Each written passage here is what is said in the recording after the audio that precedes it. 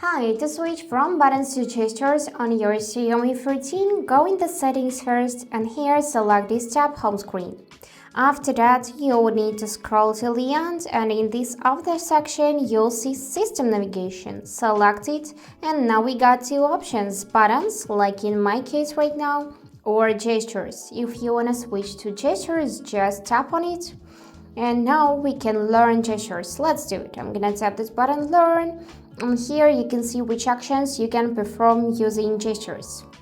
Let's select to learn and now we need to swipe from the bottom quickly to go to the home screen. After that, we need to swipe from the bottom and pause to open recents, like this. Now we need to swipe right from the edge to go back. And now swipe left to go back as well. And now we are ready to rock. Just tap I'm done and that's it.